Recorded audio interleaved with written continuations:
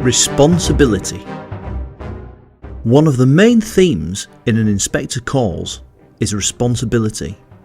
As a socialist writer, Priestley sought to teach the message that we are all part of society and, as such, that we should look after one another, that we have a shared responsibility. Therefore, the play's theme of responsibility is linked closely to Priestley's socialist anti-capitalist views. The inspector's purpose in the play is to persuade each member of the family to acknowledge and share responsibility for their part in Eva Smith's death. He acts as a mouthpiece for Priestley and attempts to make the Burlings and Gerald Croft stand up to their responsibilities. This is made explicit in Act 3 when he says, "You'll be able to divide the responsibility between you when I've gone." The audience too are meant to learn from the play. As we watch, we are given the opportunity to judge the characters, to recognise the traditional selfish and conservative characters who refuse to accept responsibility, and to compare them to the characters who are more willing to consider their actions and the effects of their actions. Early in Act 1, Burling makes his position quite clear when he derides the notion of community and all that nonsense. Elsewhere in the play, he scoffs at other socialist writers, Wells and Shaw, and mocks the inspector for talking like a socialist crank. Burling's idea of duty and responsibility is to one main thing: profits.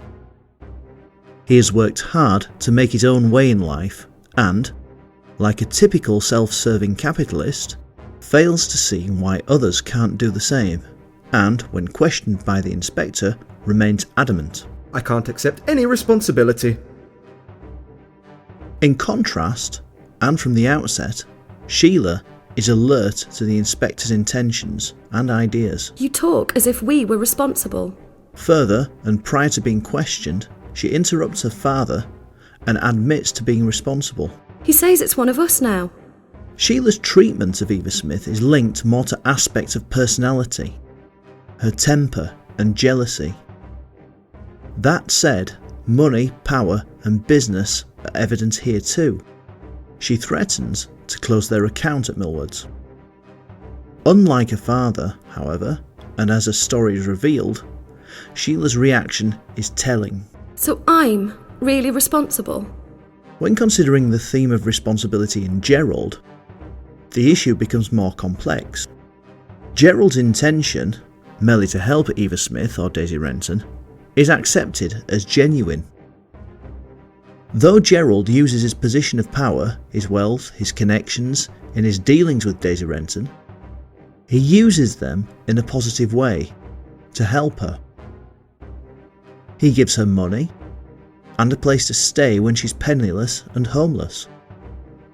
It is perhaps for this reason, Gerald's selflessness, "I didn't ask for anything in return," that the inspector does not force Gerald to admit responsibility in the same way as he challenges the other characters.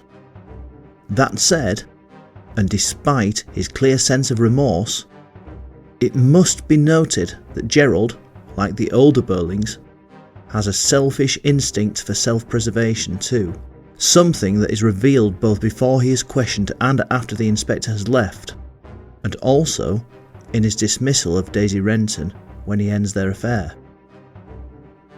When questioned by the inspector, and like her husband, Mrs. Burling refers to duty. Her sense of duty and responsibility are linked to her sense of propriety, and also her derision and contempt for the working classes. These ideas are given vent as she exerts her power over the committee. Further, and in view of Eva Smith's plight, her responses and reactions are particularly cold-hearted. She asserts unashamedly, "I accept no blame for it at all." Instead, she is quick to condemn others and looks elsewhere to lay the burden of responsibility, firstly on Eva Smith herself, and then on the father, of whom she becomes increasingly damning.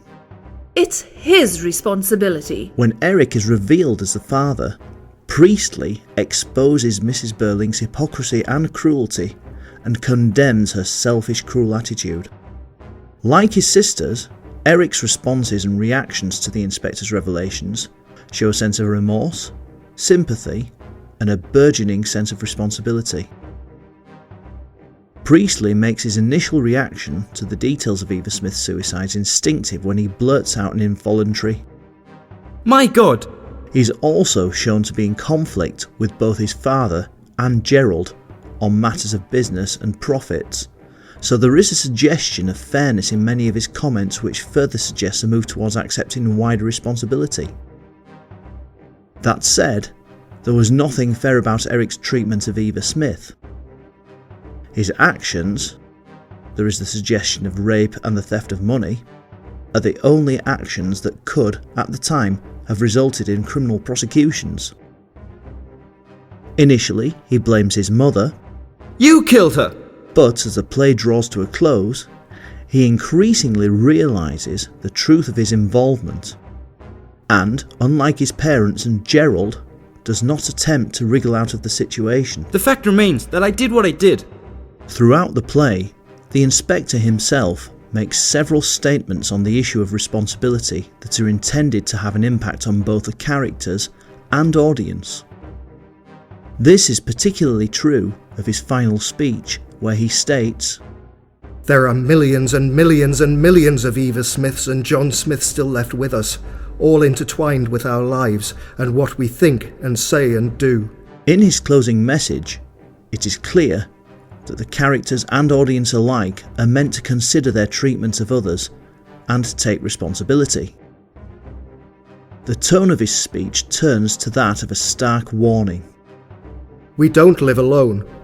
We are members of one body. We are responsible for each other. And I tell you that the time will soon come when, if men will not learn that lesson, then they will be taught it in fire and blood and anguish. The warning issued by the inspector would have resonated deeply with contemporary audiences who will have experienced and lived through the fire and blood and anguish he refers to. In this way, Priestley lends validity to the inspector's opinions regarding a shared responsibility.